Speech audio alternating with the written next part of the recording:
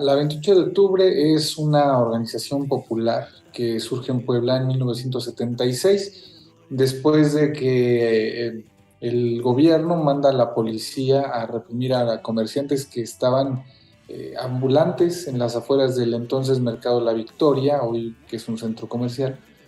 Ahí estaban los ambulantes alrededor, el gobierno manda a desalojarlos por medio de la policía con el uso de la fuerza. Y en este altercado. Ahora ya nos puedes encontrar en Telegram. Solo tienes que descargar la aplicación de mensajería Telegram en la tienda digital de tu dispositivo móvil. Busca la Jornada de Oriente y selecciona Unirse al canal. O también puedes escanear con la cámara de tu celular el siguiente código QR, que te llevará directamente a nuestro canal para suscribirte. Mantente informado a lo largo del día con las noticias más relevantes de Puebla y no olvides también seguirnos en todas nuestras redes para más contenido.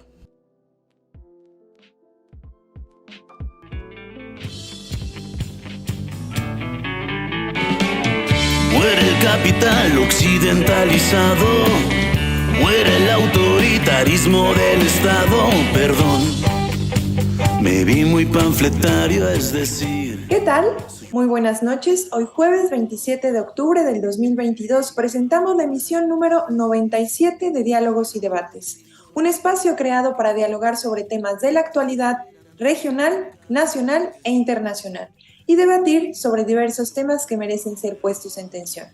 Dedicamos este programa al Día de la Biblioteca, que se celebra cada 24 de octubre en todo el mundo, con la finalidad principal de acercar la lectura a niños y jóvenes. En la sección Memoria Histórica hablaremos de la Constitución Política de Apatzingán de 1814. En la segunda sección pasaremos revista a las noticias que trascienden la coyuntura.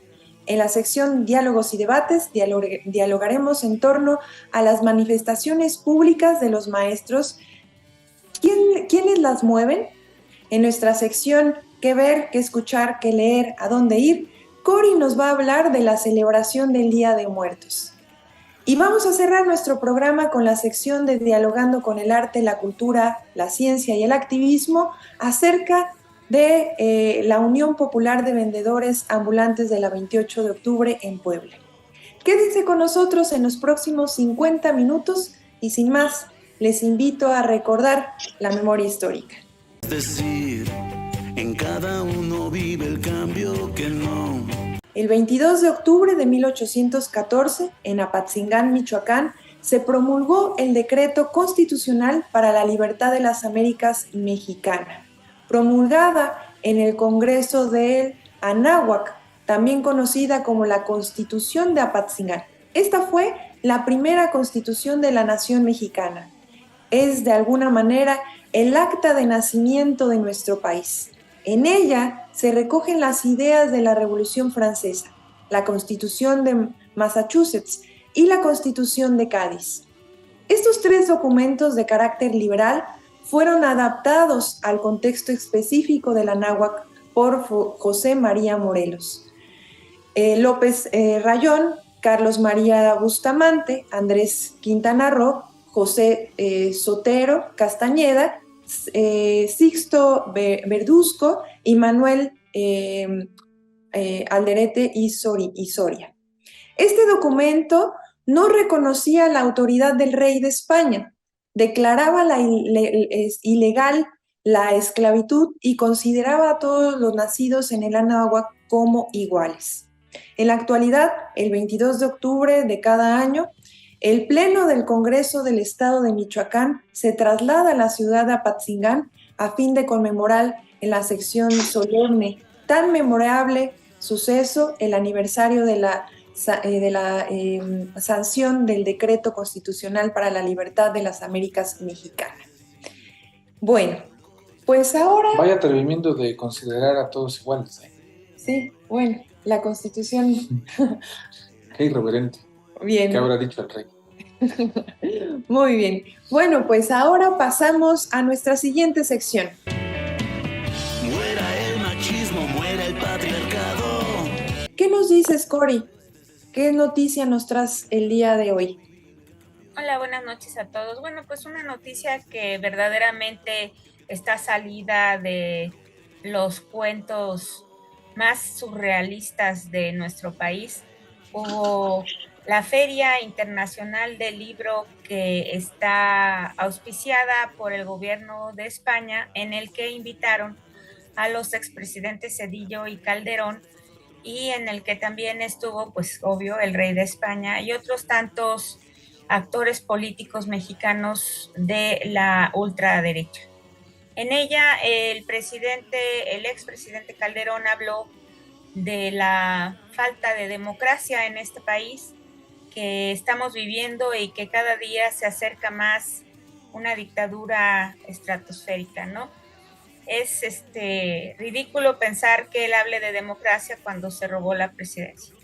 Y también estuvo el famosísimo presidente Zedillo, que es muy querido por los neoliberales del mundo, el tan Harvard y tan Yale, y habló de que la economía de México está en crisis, que estamos esperando una devaluación terrible, a pesar de que la moneda mexicana está entre las 5 mejores monedas del mundo el día de hoy, y el presidente Andrés Manuel el segundo mejor presidente del mundo. Cuando él llegó, para recordarles a nuestro auditorio joven, el día que él tomó posesión se vino la peor crisis que hemos tenido en los últimos 60 años. El peso se devaluó de una manera muy drástica y bueno, su escuela no le sirvió de nada para detener una crisis económica en la que hubo hasta suicidios. Yo creo que se tienen que dejar de estar hablando del país y tendrían que poner sus barbas a remojar, porque verdaderamente ninguno de los dos fueron buenos para el país y ambos tendrían que ser juzgados. Es cuanto yo digo. Sí, mira, la verdad es que es una noticia muy relevante, sobre todo porque además de acusar al gobierno como populista, que por cierto en la mañanera Andrés Manuel dice que si lo acusan de populista por defender a los pobres, que lo anoten en la lista. Y no solamente eso, sino además los creadores del Fobaproa, que nos han dejado endeudados no solamente a nosotros, sino también a las generaciones futuras. Bueno, ellos son los que hablan de democracia, además no en nuestro país, sino se tienen que ir a otro para poder hablar acerca de la a un país muy democracia. democrático, España, donde la realeza dice lo que hay que hacer de la manera más democrática. Uno se siente democrático y el otro se siente economista, ¿no? Dices, así son los ¿Dónde podemos hablar de democracia? Uno es España, donde está la realeza, o tal vez en Reino Unido, ¿no? También. Además, también hay que decirlo que Vargas Llosa, este escritor conservador de derecha, de ultraderecha, ¿no? Casi fascista, pues fue quien los invitó, ¿no? Entonces, bueno, pues ahí vamos tomando notas sobre qué es lo que dicen estos presidentes que acusan... Expresidentes. Bueno, expresidentes que acusan de populismo al gobierno mexicano. Y no solamente hablaron del gobierno mexicano, sino también dicen de la decadencia de América Latina a partir de la llegada de presidentes de izquierda. Bueno, pues vamos viendo cuáles son los debates que va a haber en torno a ello. Pues que la decadencia de la inflación en México es notoria. O sea, hoy tenemos una inflación por ahí del 7-8%. Puede que cierren el 10%, dicen los más pesimistas. Y es muy decadente comparada con la inflación de 70, 80, 100% que se presentó con Ernesto Zedillo, ¿no? No puedes comparar una inflación de más del 100%. Fue de 189%. Sí, yo recuerdo, por ejemplo, que la botella de aceite en el 94 en la Conasupo, que todavía existía, un día costaba 3 pesos y al otro día te costaba 7. Entonces sí, era una inflación de más del 100%, que bueno, si la comparamos con la decadente inflación de la actualidad, que no llega ni al 10, pues sí, vivimos una época decadente, ¿no? Son una vergüenza. ¿Qué es eso? No sé si Zedillo. Muy bien, a ver, Vesda, ¿qué noticia nos traes? Bueno, antes de decir mi noticia, quiero agregar, porque está chusco que hayan ido los presidentes. Hay algo bien curioso, ¿no? Como que a los priistas les encanta ser ridículos en ferias de libro. No, nada más acuérdense de Peña Nieto y su famoso tres libros que marcaron su vida. Ahora también expresidentes diciendo en ferias de libros, como Cedillo, que no hay democracia. Bueno, la noticia que yo tengo es un cambio histórico que hubo el día de hoy, porque se logró por fin que el matrimonio igualitario sea una realidad en todo el país. Es algo que nos tardó 12 años, hay que decirlo, desde que en 2010 inició este proceso, en marzo de 2010 en la Ciudad de México, pues ha demorado demasiado que el país por fin reconozca las uniones. Y vienen otras batallas, porque para la comunidad esto no se acaba aquí. Todavía viene el reconocimiento pleno de su derecho a poner a su pareja en el IMSS, en el ISSSTE, que hagan valer los seguros sociales, que hagan valer su derecho a obtener casas, a adoptar y muchas otras cosas. Pero hoy tienen una victoria y está muy interesante porque ayer Guerrero lo concretó, después de resistirse. Las últimas dos oposiciones eran Guerrero y Tamaulipas. Y pues hoy todos festejaron a Guerrero y se pusieron los ojos de la nación sobre Tamaulipas, así de qué onda Tamaulipas, por qué lo estás retrasando y por qué tiene 140 amparos por el matrimonio igualitario y la CNDH, la Suprema Corte te lo está diciendo. Y parece que le dolió la crítica a los diputados porque por fin el Congreso lo avaló hoy mismo. Entonces ya tenemos a todo México, por fin, reconociendo el derecho al matrimonio igualitario, que además éramos el último país que faltaba en América del Norte en reconocerlo en todo su territorio. Ahorita toda América está caminando para allá y creo que ya son muy pocos los países que siguen resistiéndose, ya realmente son chiquitos en los que el conservadurismo todavía aprieta, pero pues es una gran victoria para la comunidad, así que felicidades a todos los que han luchado. Fueron 12 años, es muchísimo, o sea, realmente ha tardado.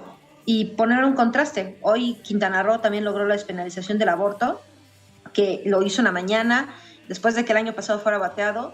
Y si contrastamos luchas, la lucha por el matrimonio igualitario tardó, insisto, 12 años. Empezó en 2010 la aprobación. Y con el aborto empezó esto en 2007. Llevamos ya más años de lucha, de 15 años por la lucha por el aborto. Y apenas hoy se lograron 11 entidades. Mientras que en el matrimonio ya se lograron los 32 estados. Así que hay muchos retos, pero pues también hay felicidad. Hoy hay victoria. Es todo. Wow, una excelente noticia, de esas noticias que se festejan, sobre todo en este programa. Felicidades a toda la comunidad, a la lucha también de muchas compañeras que salieron a la calle desde hace muchísimos años por defender pues los derechos, ¿no? La verdad es una victoria para nuestro pueblo y enhorabuena. Muy bien, Vic, ¿qué nos dices? ¿Qué noticia nos traes? Pues que van a subir las acciones de los casimeritos. Bueno, ¿se acuerdan de estos juguetes, no? Que sacaron los conservas en contra de la interrupción legal del embarazo? Pero no me refería a eso, que van a subir las acciones de los casimeritos, sino que se presentaron pruebas concretas, fotografías y pruebas de transacciones, en el caso de García Luna en Estados Unidos, donde se comprueba que él y Luis Cárdenas Palomino, entre otras personas allegadas al círculo primario de Felipe Calderón, cuando estaban en el poder, donde esas pruebas les incriminan de manera directa en el trasiego de drogas y en el manejo de dinero sucio proveniente del crimen organizado. Esto va acompañado, o sea, no es casual, llevan un timing, ¿no? Va acompañado de la acusación que lanza el secretario de Gobernación de México, Adán Augusto, afirmando que Felipe Calderón tiene ya un expediente en la justicia de Estados Unidos. Y también sale Felipe Calderón con Ernesto Zedillo, se juntaron. Salen hablando de lo que ya comentaba Cori, ¿no? Esta pérdida de democracia en México, pero por ahí hay un comentario de Felipe Calderón que dice que hay acusaciones ridículas en contra suya y carpetas de investigación por delitos que él considera ridículos, como el narcotráfico. Ridículo, ¿no? Venta de armas, trasiego de estupefacientes. ¿No? Sí, así pasamos de noche, nadie nos dimos cuenta de todo lo que hicieron. Sí, claro, pero bueno, haya sido como haya sido, ahorita ya lo van a juzgar y esperemos que haya regalitos para él, que el 2023, en vísperas de la elección y con todo lo que las aguas revueltas de las elecciones traen, pues le tengan unas buenas sorpresas a Felipe Calderón. Yo creo que esto sin duda va más allá de la coyuntura y ojalá sigamos hablando de lo que sucede con esos sujetos. La verdad es que es una noticia que ha dado de mucho que hablar, sobre todo en los medios de comunicación. Todo el mundo está hablando sobre cómo Adán Augusto, el secretario de Gobernación, pues lanza esa información tan importante y bueno, pues muchos estamos festejando, sobre todo porque pues eso es la verdadera democracia, eso es la justicia y se tiene que castigar a los culpables, se tiene que castigar a quien tanto daño le hizo a nuestro país. Sí. Yo creo que si enjuiciaran a Felipe Calderón, realmente sería casi tan memorable como el 24 de diciembre del 2018. Es un día bastante memorable. Bueno, ahí está. Y no es bueno, venganza, pues entonces... es justicia. ¿No? Como dice Andrés, no es venganza, es justicia. Justicia. Así es. Y bueno, pues esperemos que se haga justicia. Vamos a pasar, ahora que ya estamos bien entraditos, vamos a pasar a nuestra tercera sección. Muera el patriotismo falocentralizado, perdón. Y en esta ocasión vamos a hablar sobre las manifestaciones públicas de los maestros. ¿Quién las está moviendo? Esa es la pregunta.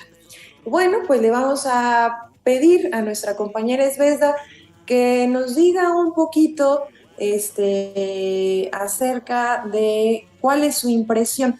Antes de comenzar, nada más para ponerlos un poco en contexto, queremos un poco hablar sobre el anuncio que se da sobre la renuncia al cargo de Melitón, secretario de Educación Pública, luego de que el sábado pasado, pues un grupo de maestros abuchearon al gobernador de Puebla, a Luis Miguel Barbosa Huerta, por no pagar el retroactivo de incremento salarial en un evento encabezado por el presidente de la República, Andrés Manuel López Obrador. Y en su conferencia matutina, pues el mandatario estatal anunció que estaba esperando la renuncia del titular de la SEP de Puebla, ya que así se lo había dado el propio Lozano Pérez a la dirección de gobierno. Y bueno, desde el 14 de octubre comenzaron las protestas de docentes contratados por el gobierno estatal, pues reclamaban el pago de retroactivo del incremento salarial anunciado por el presidente de la República. Y justo este sábado, un grupo de maestros inconformes por no tener una fecha precisa del pago, pues se manifestaron en un evento en Huehuetlán el Chico, en donde López Obrador pues instruyó a Barbosa Huerta pues a pagarle a los maestros. Y bueno, pues esa es una noticia que también ha dado mucho que decir, pero queremos conocer qué es lo que dicen nuestros panelistas. A ver, Esbezda, ¿qué nos dices? Bueno, primero que nada quiero decir que hubieron muchas imprecisiones respecto a la lucha de los maestros que están triunfando, la verdad, están ganando, pero están ganando por una fuerza de presión que caminó contracorriente, porque las movilizaciones que realizaron no las habíamos visto en tal número desde el sexenio de Peña Nieto. Es que me parece algo muy importante. Desde que estaban luchando contra la reforma educativa, yo no había visto que en Puebla se manifestaran tantos maestros. Esta vez lo que yo percibí, porque fui pues realmente todos los días, salvo el primer viernes, a las manifestaciones, porque el primer viernes fue de administrativos puramente, de brazos caídos, la manifestación. Los otros días acompañé sus marchas y lo que yo observé ahí es, primero, que estaban los profesores claros en que no era una lucha de cúpulas sindicales, sino de la base magisterial, enojados porque efectivamente no les llegaba un pago, que además les tenía que haber llegado, o sea, vino de la federación el dinero, no era una cosa de que tuviera que juntar aquí el gobierno estatal ese recurso, y que se les prometió varias veces que se les iba ya a pagar. Incluso podemos encontrar todavía que hay comunicados de la SEP Puebla, en donde primero dicen que ya estaban contemplando el pago, eso por el mes de julio. En el mes de agosto les dijeron, no, ya el 5 de agosto les pagamos. Ahí está, o sea, si ustedes ponen convenio federal, las palabras convenio federal Puebla, va a aparecer eso. Es como la tercera búsqueda en Google. Y es la página de la SEP, la oficial. Y ese pago que les prometieron, que les mandaron hasta documentos oficiales, no llegaba. Ya estamos en octubre y es por eso que ya estaban desesperados los maestros. Yo lo que escuché fue a bases magisteriales decir, primero estamos enojados con los dirigentes de la sección 51 porque no nos han defendido.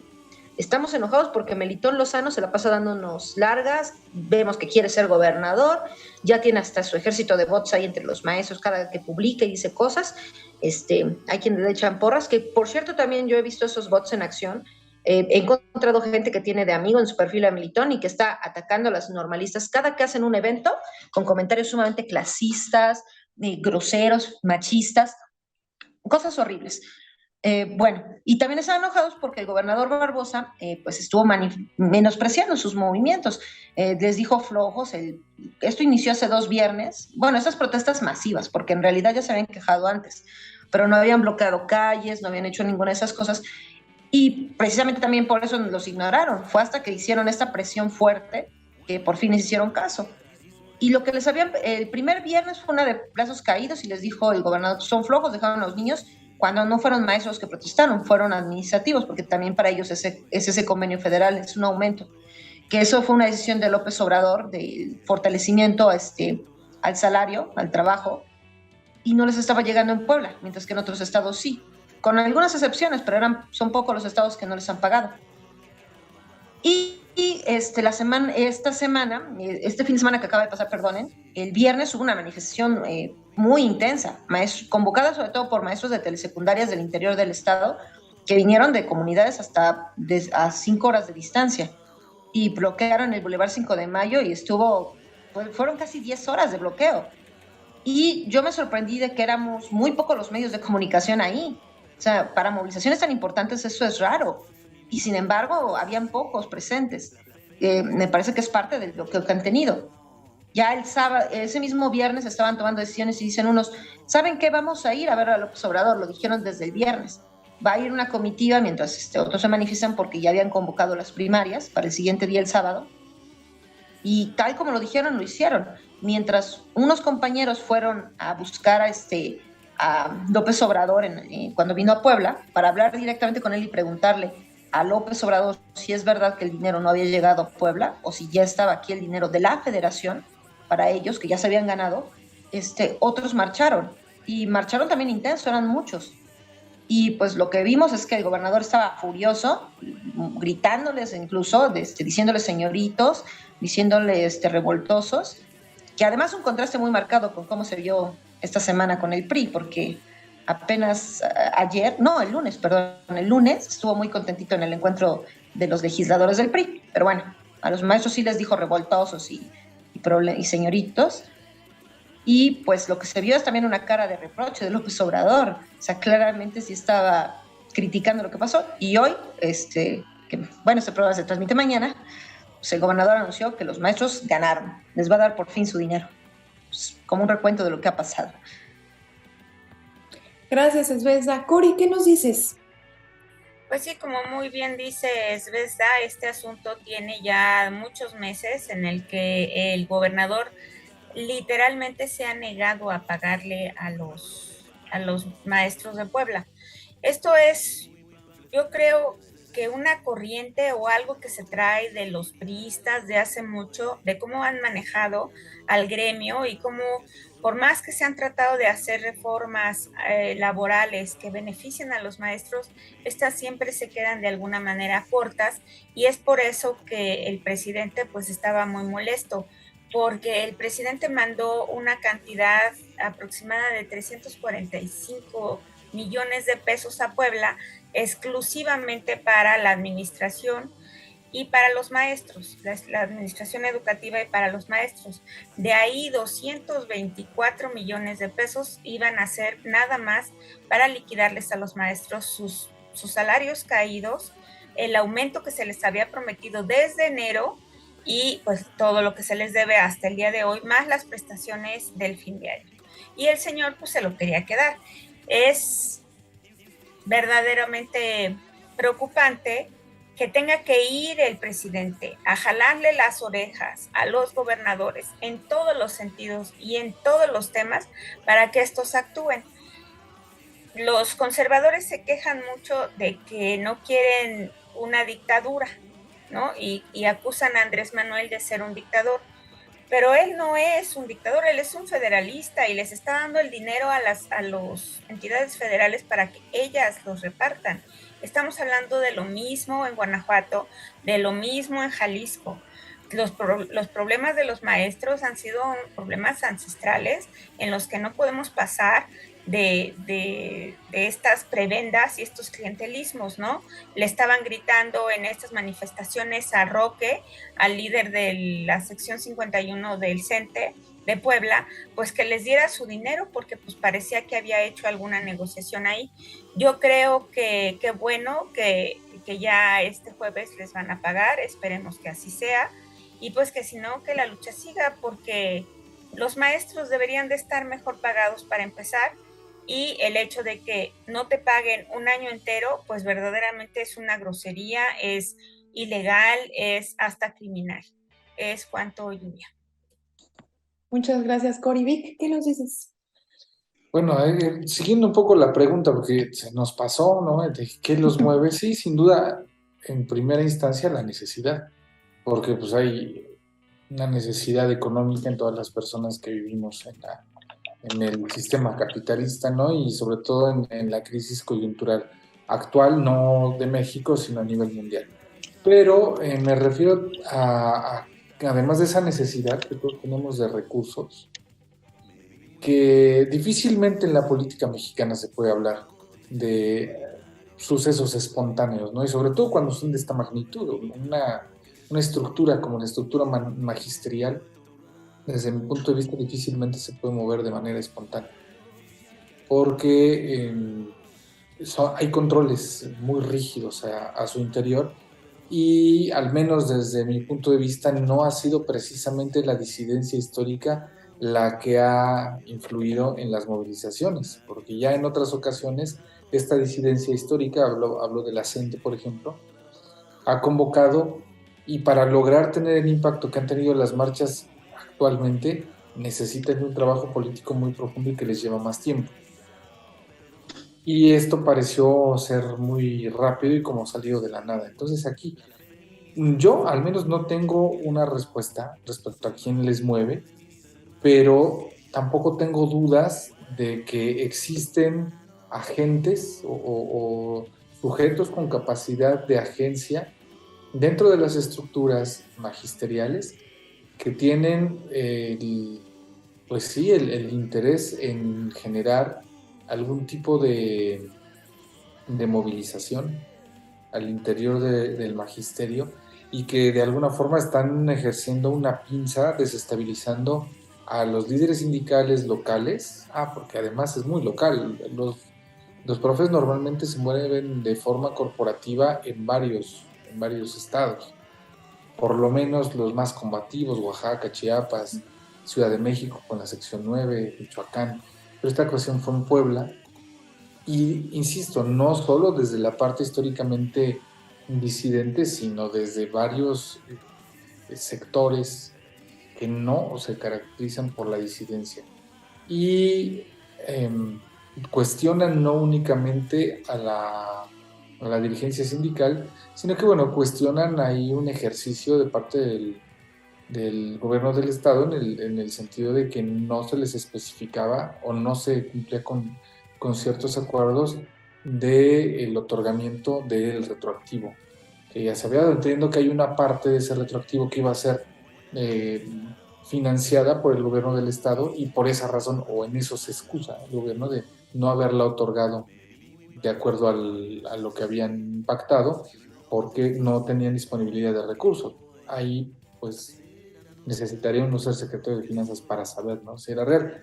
Pero lo que es cierto es que hay inconformidad, y que desde mi punto de vista estas manifestaciones no son necesariamente producto de un punto espontáneo. Y a mí sí me queda la pregunta de qué está pasando. O sea, más allá de la coyuntura, ahí está pasando algo dentro de la estructura magisterial, que es una estructura respetable.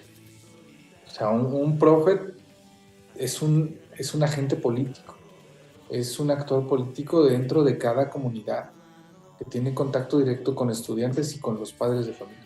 Entonces aquí algo está pasando. A mí me gustaría saber qué. Bueno, sin duda hay una correlación de fuerzas y la movilización siempre es necesaria, ¿no? Me parece que hay información que sale a la luz que es importante también reflexionar y analizar, para entender qué es lo que está pasando, sobre todo en un sector tan importante como es el sector de maestros, que además, bueno, pues es su derecho, ¿no? El recibir un pago justo, digno y que además había una línea desde el gobierno federal y qué pasa desde el gobierno del estado que no está cumpliendo con esa línea, ¿no? En ese sentido, me parece que la movilización pues era parte del ejercicio de justicia, de derecho, que, y que además pues hay preguntas que van a quedar ahí en el tintero y que probablemente en algún momento tengamos que volver a reflexionar juntos. Antes de cerrar esta sección, ¿alguien quisiera tomar la palabra para cerrar, digamos? Sí, yo quisiera regresar como Víctor a la pregunta de quién nos mueve, porque ciertamente no pueden ser totalmente espontáneas. No me parece que sea el producto absoluto de la inconformidad del momento. Claro que hay procesos más largos, pero independientemente de que pueden haber reacomodos en los sindicatos, que es totalmente natural, eso siempre pasa, creo que debemos reparar primero en lo positivo que es el discurso que se llevó, que tenía el magisterio presente en las calles. Porque en algunos momentos a mí me pareció muy difícil identificar si eran la CENTE o el CENTE. Su discurso era el mismo. Eran profesores hablando de la necesidad de cambios. O sea, vaya, se distinguen unos un poco en el vocabulario porque tiene la CENTE con una noción de lucha más profunda, con otros conceptos, pero en propuestas en términos de debemos unirnos, debemos luchar, debemos buscar nuestras garantías, tenemos que ser una base gremial sólida y capaz de discutir cuando tengamos injusticias como estas, no vería yo diferencias. Me parece que también el enojo con las cúpulas es muy interesante porque está hablando de que por lo menos en el discurso hay una buena parte de los profesores que quieren una transformación de lo que es tradicionalmente el CENTE y se acercan más a lo que es la coordinadora. Además de esto, también quisiera que pensáramos mucho en que ¿qué mueve a los maestros a tomar a las calles de esa manera? Pues los maestros la pasaron sumamente mal en pandemia, todos la pasamos mal, pero los maestros tenían derecho, ya ganado ese aumento, ese estímulo, porque pasaron un proceso en el que pagaron su internet de ellos mismos para dar clases, pagaron a veces materiales escolares, se movilizaron como pudieron, estuvieron horas más allá de las horas laborales para poder atender a los niños y realmente estaban muy golpeados después de todo el proceso de pandemia y retornar a las escuelas ha sido difícil para todos. Bueno, retornar a la vida después de la pandemia ha sido desesperante para todos los sectores y en estos momentos que te retengan el salario es una cosa mortal que sí puede mover movilizaciones, sí puede generar movilizaciones que ordinariamente no veríamos. Podemos decir, es que no se movieron los maestros por cuestiones que ya llevaban años trabajándose en el discurso ideológico. Sí, pero cuando a la gente le quitas la comida, lo pones en aprietos económicos, a veces se mueve muchísimo más rápido, porque realmente hay desesperación. En estos momentos, que alguien no tenga el pago que era prometido, que era ganado, es una cosa mortal que puede encaminar a cualquiera a las calles. Y me parece muy sano que se retome este ánimo de lucha, porque es necesario decir lo que está mal. Y estaba mal lo que estaba haciendo el gobierno de Puebla. Ahorita, bueno, su queja el día sábado también era que el viernes sus líderes firmaron una minuta que no solo no decía claramente cuándo se les pagaba, marcaba que iba a ser hasta después de diciembre, o en diciembre tal vez, y confundía eso con sus pagos de fin de año. Y pues la gente se indigna ante ese tipo de cosas, se indigna también ante el hecho de que mientan respecto a por qué se mueven. Y hemos visto muchos movimientos en el país que a lo mejor no son del todo espontáneos, pero que sí tienen una chispa muy genuina que parte de la indignación ante las injusticias y hacia el insulto de los poderosos. Nada más recordando, la crítica que tengan muchos hacia el movimiento Yo Soy 132, que dicen no fue tan espontáneo, tal vez no, pero hubo algo espontáneo en la ira cuando les dijeron no son estudiantes. Y eso hablábamos de gente no acostumbrada a la lucha social y no estaban haciendo un reclamo por sí mismos, estaban haciendo un reclamo por el otro. En el caso de los maestros, que te digan, eres flojo, mientras no te están pagando lo que te corresponde, me parece que es suficiente para mandar a cualquiera a las calles. Así que hay algo muy importante, independientemente de quién los mueva como intereses dentro de su sindicato, es importante ver a qué los mueve como impulso social de lucha. Hay hambre de lucha y Sí, aunque estamos bueno, en otros momentos, va creciéndose. sin duda yo no estaba deslegitimando ni diciendo que no hubiera motivos para hacerlo. Motivos para luchar siempre hay, porque siempre se puede vivir mejor y no estamos, aunque estemos mejor que antes, porque eso también hay que aceptarlo, no creo que estemos en el ideal. Sin embargo, cuando se dan movilizaciones de esta magnitud, existen organizaciones o existen agentes, personas con capacidad de movilización, actores políticos que no están, o sea, no son etéreos, no es el espíritu que flota sobre las aguas. No están excluidos de un beneficio. Exacto. Y es obvio, o sea, Esto, porque lo que te estaba diciendo al principio, han sido desafortunadamente los maestros utilizados en luchas políticas de distintos dirigentes y se ha perjudicado o se ha pervertido las luchas que ya son ancestrales de los maestros, y tenemos un problema de clase muy grande, que no entendemos que nuestros maestros son la base de la sociedad, ¿no? Y obviamente hay alguien atrás que les está dando para que estén pegando, pero si están pegando con razón, pues, ¿qué hay que decir, no? La otra es esa, o sea, también me quiero deslindar de un discurso fácil en el que colocas a los profesores como entes manipulables. Claro, O sea, también. la pregunta legítima que yo me hago, o sea, no es señalando ni de ilegitimidad, ni de discurso fácil, ni de manipulación hacia los profesores, porque son sujetos políticos muy importantes y que además tienen una conciencia de la movilización, pues por encima, por lo menos, del promedio. O sea, no va por ahí. Mi pregunta va en realidad de qué está pasando dentro de el magisterio, concretamente en Puebla, que está generando estas movilizaciones.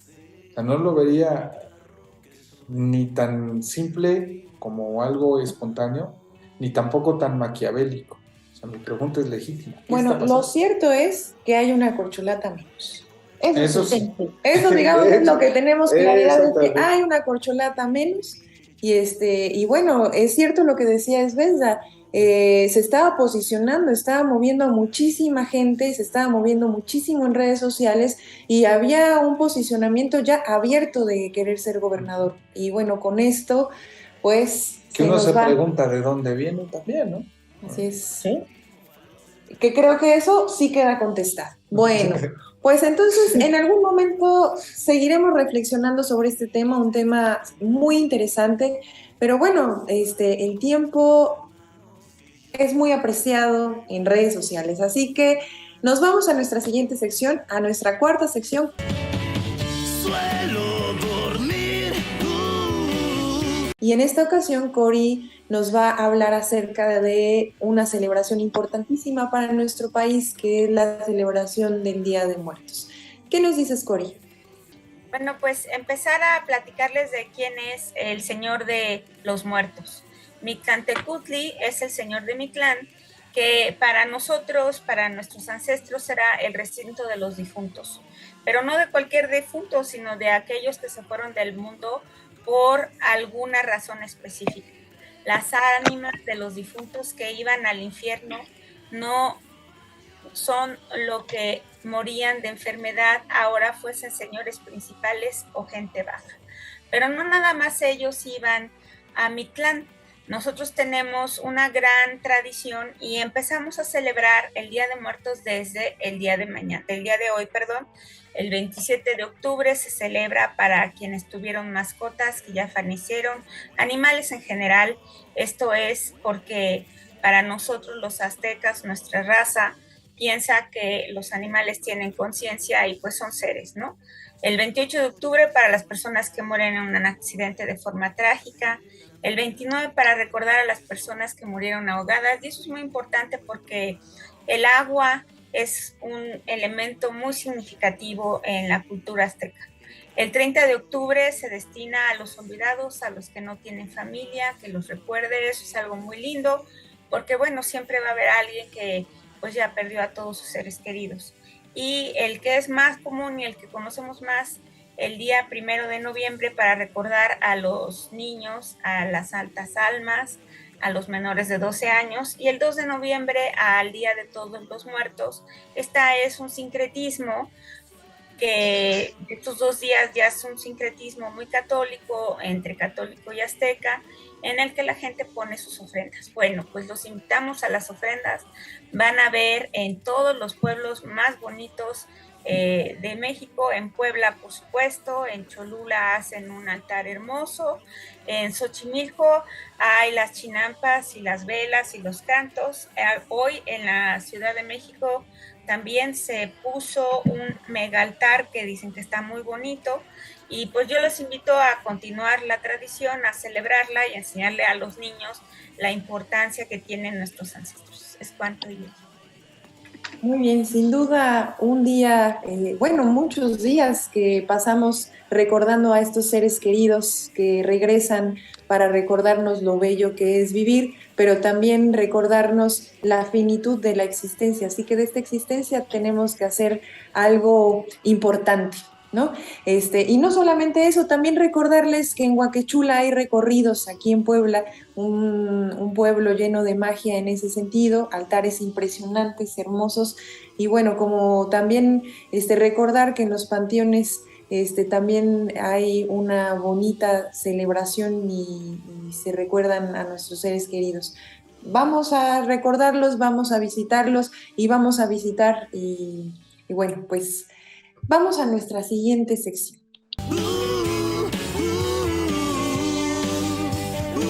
En esta ocasión vamos a recordar un día muy importante que es el 28 de octubre y con ello la Unión Popular de Vendedores Ambulantes llamada 28 de octubre aquí en Puebla. Víctor, ¿qué nos dices acerca de esta importantísima lucha, importantísima, bueno, que tenemos, que también se conmemora en la 28, que va a haber actividades, ahorita hablamos de ello, pero ¿qué nos dices acerca de la 28 de octubre? Bueno, la 28 de octubre es una organización popular que surge en Puebla en 1976, después de que el gobierno manda a la policía a reprimir a comerciantes que estaban ambulantes en las afueras del entonces Mercado La Victoria, hoy que es un centro comercial. Ahí estaban los ambulantes alrededor, el gobierno manda a desalojarlos por medio de la policía con el uso de la fuerza, y en este altercado muere un anciano, un señor de la tercera edad y su nieto. Son prácticamente asesinados por la policía de manera, pues no precisamente directa, pero sí a causa de la represión gubernamental y la brutalidad policíaca. Entonces, a partir de la muerte de estos dos comerciantes, se empieza a organizar un movimiento en donde confluyen tanto los estudiantes de la Universidad Autónoma de Puebla, concretamente de la Preparatoria Popular Emiliano Zapata, recién formada en aquella época, que había surgido también de una lucha popular por el derecho al acceso a la educación de parte de jóvenes herederos de esa generación mítica del 68, que confluyeron en un movimiento con carácter de clase desde el principio con los comerciantes ambulantes. Entonces, ahí los comerciantes ambulantes, junto con los estudiantes, generan una sinergia que dejó muchas enseñanzas y sigue dejando enseñanzas para la movilización social en Puebla, al punto que, por ejemplo, la gente que participamos alguna vez en movimientos sociales como el Yo Soy 132, que tanto marcó a la chaviza de nuestra época, que ya no está en chaviza, sentíamos que descubríamos el hilo negro cuando usábamos las redes sociales o grabábamos un videíto, ¿no? O cuando vimos ahí a los cuates estos de la Ibero diciendo que ellos eran el 132, porque tal, ¿no? Decíamos, se está utilizando los medios alternativos para poder llegar a hacer un mensaje.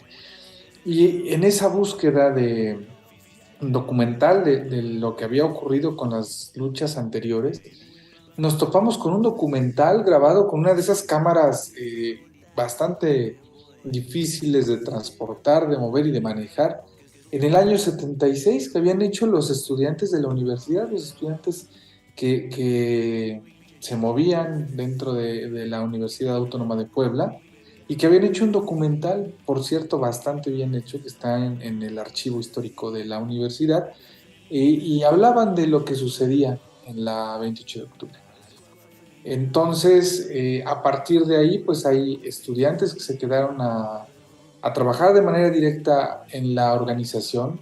Probablemente el más famoso de todos ellos, pues, es Rubén Sarabia, alias Simitrio, que ha militado en la 28 de octubre como fundador y como dirigente honorífico y vitalicio de la organización, y que, bueno, en este tránsito de la lucha social, pues le ha tocado sufrir, ofrendar parte de su vida dentro de prisión, porque, bueno, ha sido víctima de la represión gubernamental con gente, bueno, con gobernadores como, ¿cómo se llama? Moreno Valle. Bueno, ¿no? Sí, pero antes, bueno, esto ya fue, digamos, lo último, pero desde Mariano Piña Olaya, que lo encarceló, Bartlett lo mantuvo dentro de la cárcel hasta donde recuerdo, por ahí, si no me falla, Marín lo soltó, pero luego llegó Moreno Valle, le prohibió estar dentro del Estado, pero, y después, pues uno de los peores episodios de la lucha de la 28 de octubre, pues fue el asesinato de Mesty Lizarrabia, sí, hija de Simitrio, no muere, fue asesinada. La matan un 29 de junio. Sí. Sí, Mesty Lizarrabia. Mesty Lizarrabia. Entonces, bueno, la 28 es una organización de tradición de lucha en Puebla, que tiene pues un buen número de militantes, y que además pues mantiene una identidad relacionada con la promoción y la práctica del socialismo maoísta. Entonces, pues son una organización de bastante, digamos, no quiero decir tradición, pero sí, pues son emblemáticos, al menos en la lucha social en Puebla, y bueno, hablar de ellos es importante. Muy bien, bueno, gracias por la introducción, Vic. Esbezda, ¿qué nos dices acerca de la 28 de octubre? Porque la verdad es que hay muchas cosas que contar, porque han sido una organización muy solidaria que siempre ha estado en pie de lucha y que siempre ha estado, digamos, de forma solidaria, luchando junto a otros activistas, movimientos sociales que han sido importantes y muy relevantes en nuestro país.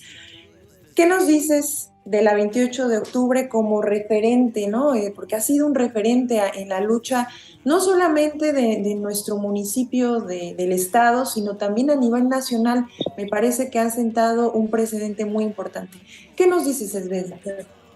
Bueno, creo que lo has dicho muy bien. No solamente son referente para el estado, y no solo para la nación, sino incluso a nivel internacional, porque son una organización única.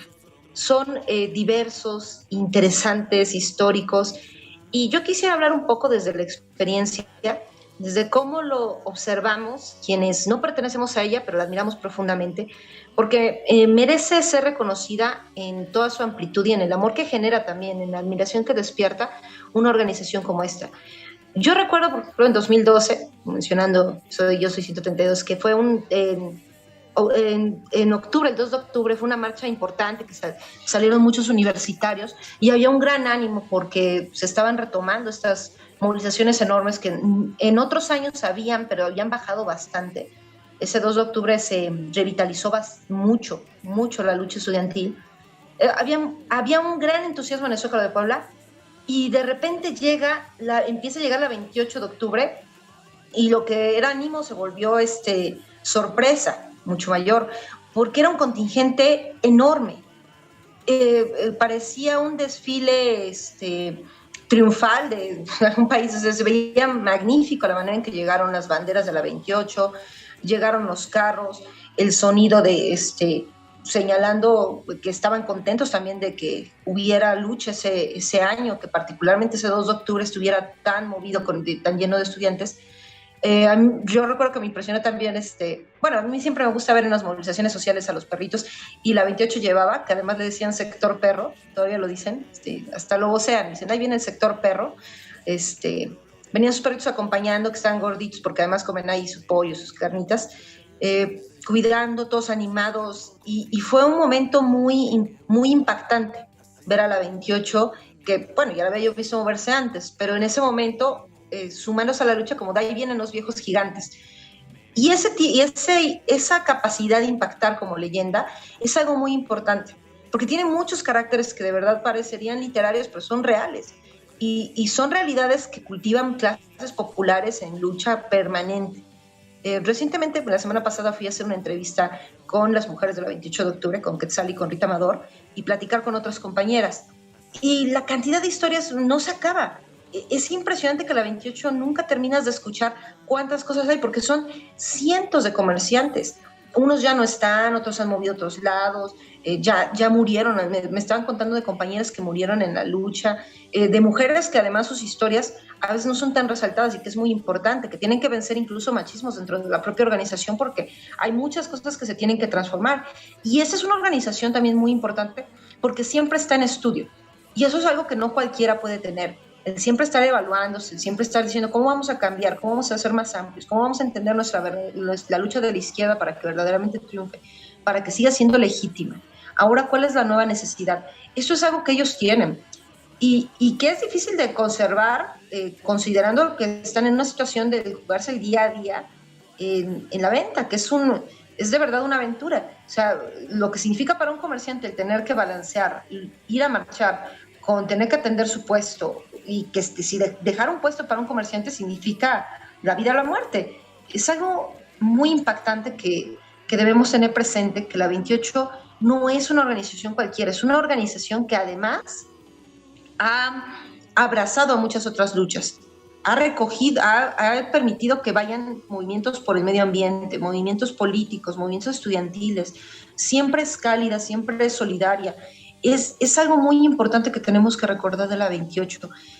Cuesta resumir cuántas cosas hay de ellos. Tan solo pensar en los que se criaron conociendo la 28 de octubre. Yo recuerdo un concierto muy hermoso que tuvieron, que fue el Mastuerzo, que fue Carcará, que fueron Iván García, y que todos diciendo, pues yo conocí a la 28, o sea, los poblanos, yo venía a comprar de chiquito acá, y pues claro que vengo a tocar. El Mastuerzo diciendo, pues claro, me invitaron, y yo vengo con un movimiento social, y contentos todos. Un concierto de primer nivel en la 28, escuchando a los dos, y ahora van a tener sonidero, porque siempre han sido diversos.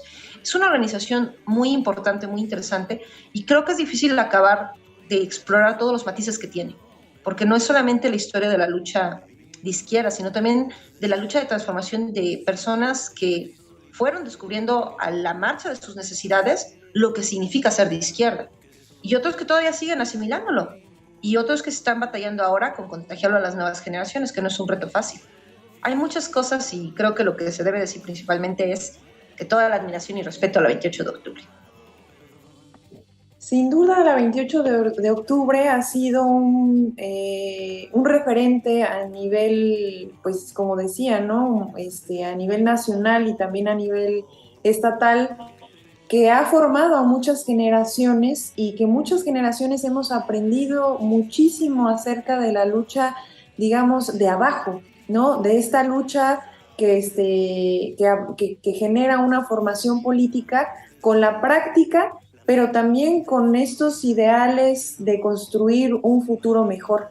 Y me parece que en ese sentido también, como mencionaba Víctor Hugo, Rubén Sarabia Sánchez, conocido como Simitrio, pues ha sido un dirigente y un luchador social, pues que ha dedicado su vida entera a la defensa de los derechos del pueblo, como lo son el derecho al trabajo, a una vida digna, de educación pública, científica y también por las ventas y condiciones de trabajo para los vendedores ambulantes, ¿no? También de movilización, de manifestación, de organización, de libre expresión, entre muchos otros, y que también se ha solidarizado y también ha luchado junto con distintos sectores del pueblo, como mencionabas, como campesinos, obreros, maestros, estudiantes, médicos, ferrocarrileros, universitarios, amas de casa, en fin, ¿no? Con trabajadores de diversas industrias y también ramas, así como también con distintos movimientos sociales en el país y de países de todas partes del mundo, acompañando siempre la defensa de las luchas juntas y reivindicando los derechos de los pueblos del mundo y también la revolución proletariada, porque como decía Víctor Hugo, también hay que señalar que son comunistas, maoístas, y que en ese sentido hay un posicionamiento político que se defiende. Hay mucho que aprender de la 28 de octubre, sin duda, siempre han estado, me parece que en términos de la coyuntura se han movilizado, han sentado un precedente, pero también, digamos, nosotros hemos estado en muchas de las reuniones de la 28 de octubre, sobre todo, digamos, en momentos álgidos, ¿no? Por ejemplo, digamos, cuando se toma posesión en Venezuela, en Ecuador, en Bolivia, me parece que los lazos con esos países han sido importantísimos en Cuba, ¿no? Porque bueno, también se ha escuchado esa otra voz dentro de espacios populares donde se permite entender cuál es el contexto pues internacional y en términos geopolíticos, cuál es la importancia en ese sentido. O sea, no solamente en términos nacionales de la coyuntura inmediata, sino también en términos internacionales han tenido un posicionamiento y han tenido una intervención y hemos escuchado esas voces disidentes en otros países y hemos entendido también pues cuáles son las dolencias que de alguna forma también compartimos como nuestroamericanos, dicen ellos, y decimos también nosotros. Así que pues un abrazo a la 28 de octubre, a todos los compañeros en pie de lucha, nuestra admiración y nuestro respeto. Bueno, y también un poquito para complementar lo que dices, es que han sido unos promotores de la cultura, o sea, se han dedicado durante muchas ocasiones a promover la cultura popular, han sido difusores, han sido gestores de espacios culturales, de personas, de creadores culturales que normalmente no son tomados en cuenta ni por los medios tradicionales de comunicación, ni tampoco por el gobierno, y que son expresiones culturales populares que tienen disidencia y conciencia de clase. Entonces también son promotores culturales. Bueno, pues sí, la verdad es que son una organización muy completa, muy compleja en su estructura y que bueno, pues son dignos de admiración y respeto. Claro, y tienen ahora también la cátedra del adulto mayor, Cierto, que me parece también. que también ha sido muy importante en el tema porque, digamos, no solamente es como una formación política y como tú dices, esta parte cultural, digamos, que permite que se tenga acceso desde ese espacio y desde el mercado, sino que también el acceso a la salud. ¿Qué es eso también de cómo los adultos mayores necesitan ese acompañamiento? Y me parece que también ha sido una parte importantísima también de la relación que han tenido con Cuba y de la relación que han tenido con compañeros que tienen una solidaridad con el pueblo amigo y fraterno, ¿no? Y en ese sentido, bueno, pues la 28 de octubre, digamos, es ese espacio donde convergen movimientos sociales, organizaciones, cultura, otros países, ¿no? Y bueno, la verdad es que tenemos mucho que aprender de esa gran organización que hoy cumple años y donde se celebra y se conmemora el que pues hayan surgido como organización, y hay mucho que contar definitivamente. Tenemos también que invitar a los miembros, tenemos que escucharlos, seguramente estaremos pronto escuchando sus voces de viva voz, ¿no?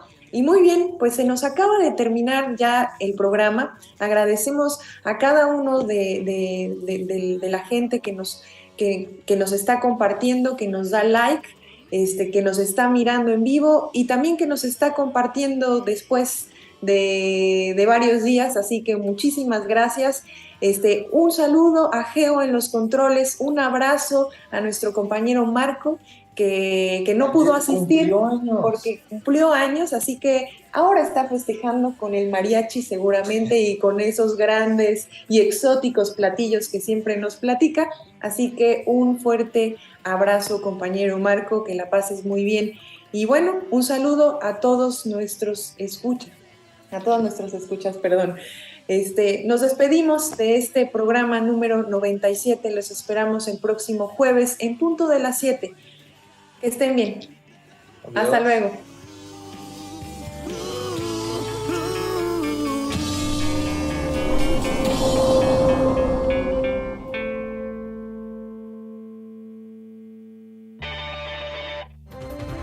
Síguenos en nuestro canal de YouTube y activa las notificaciones.